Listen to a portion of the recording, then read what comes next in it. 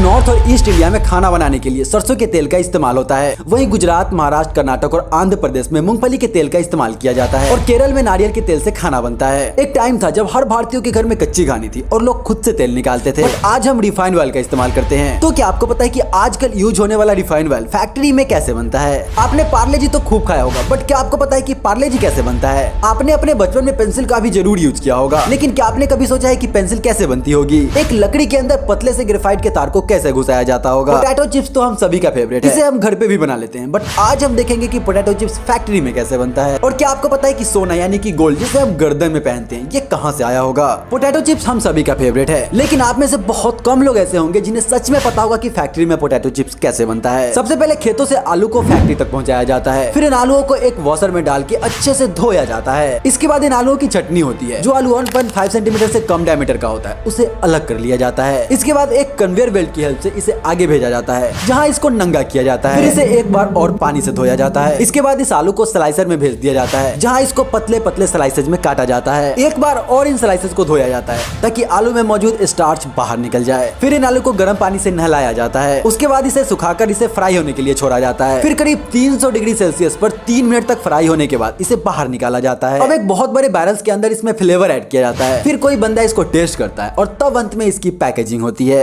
बचपन में आपने पेंसिल का खूब यूज किया होगा। पेंसिल को लिखने से ज्यादा छिलने में मजा आता था। बट क्या आपने कभी सोचा है कि पेंसिल बनाई कैसे जाती होगी? एक्चुअली सबसे पहले ग्रेफाइट और मिट्टी को आपस में मिलाया जाता है, फिर उसमें पानी डाल के थोड़ा गीला कर लिया जाता है। और अगर कलर वाली पेंसिल बनानी है तो इसी में कलर भी मिलाया जाता है। इसके बाद एक प्रेशर वाली मशीन में डाल के इसका लीड बनाया जाता है। फिर उस लीड को एक कंटेनर में डाल के उसमें आग लगाया जाता है। उसके बाद उसे मोम से नहलाया जाता है और तब जाके हमारा लीड तैयार होता है। अब पेंसिल बनाने के लिए सबसे पहले जंगल से सिडार की लकड़ी को काटा जाता है। फिर उस लकड़ी को चीर के पेंसिल के साइज का छोटा सा तख्ती बना लिया जाता है। अब उस तख्ती में कटर की मदद से सांचा बनाया जाता है। फिर उस सांचे में लीड्स को एक एक करके डाला जाता है। फिर वैसा ही एक और तख्ती लेके उसके ऊपर से चिपका दिया जाता है। उस तख्ती को पेंसिल के साइज में काट लिया जाता है। फिर डाई बना के पेंसिल को पेंट किया जाता है। इसके बाद उसके ऊपर कंपनी अपना स्टाम्प चिपकाती है। फिर पेंसिल की क्वालिटी टेस्टिंग होती है और अब हमारा पेंसिल छील के खत्म करने के लिए पूरा तैयार होता है। गोल्ड यानी कि सोना। आपको पता होगा इंडियन महिलाओं के बीच इसका कितना क्रेज है, बट शायद ही आपने कभी सोचा होगा कि सोना हम तक पहुंचता कैसे है। अरबों साल पहले हमारी धरती पर मेटेराइट्स की बारिश हुई थी, जिससे हमारी धरती को पानी और बहुत सारे एलिमेंट्स मिले। इन्हीं उल्कापिंडों ने एक और चीज अपने साथ लाया, जिसे आज हम गोल्ड कहते हैं। सबसे पहले जमीन या पहाड़ खोदकर सोने का ओर ढूंढा जाता है। यह समंदर के किनारे से सोना मिक्स कंकर को जमा कर लिया जाता है। अब सोने को ओर से अलग करने के लिए गंदगी सहित सोने को प्रोसेसिंग प्लांट में लाया जाता है, जहाँ बहुत सारी विधियों द्वारा सोने में मिक्स गंदगी को अलग कर लिया जाता है, जिससे सोने के छोटे छोटे कंकर प्राप्त होते हैं। अब इस कंकर को ग्रेन्स में बदल दिया जाता है। फिर इन ग्रेन्स को एक हीट चेंबर में डाल के गर्म किया जाता है, जिससे कुछ ही मिनटों में यह एक प्लेन बिस्किट में कन्वर्ट हो जाता है। फिर इसके ऊपर डिटेल्स चिपका दी जाती है और अब इस सोने का यूज करके ज्वेलरी बनाई जाती है। फिर वो ज्वेलरी हम खरीद लेते हैं। आज के बच्चों का तो पता नहीं, पर अगर आप 90s के कीड़े हो तो आपकी जिंदगी में पार्ले जी का एक अहम रोल होगा। क्या आपने कभी सोचा है कि पार्ले जी बिस्किट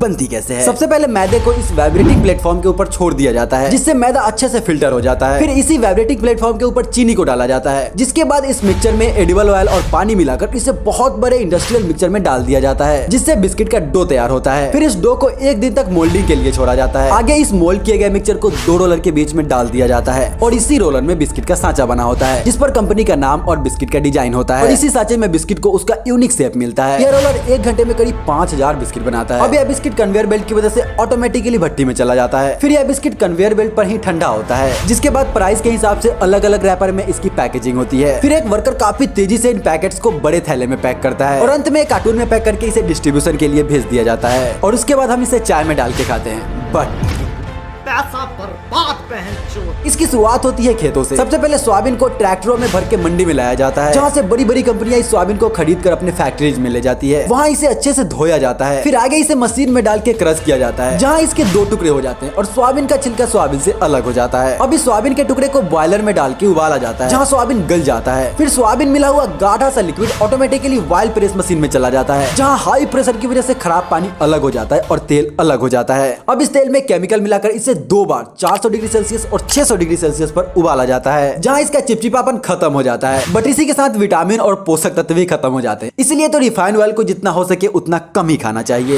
वीडियो अच्छी लगी तो लाइक कर देना, चैनल पर नए हो तो यार सब्सक्राइब करके जाना। मिलते हैं अगली वीडियो में, तब तक के लिए जय हिंद।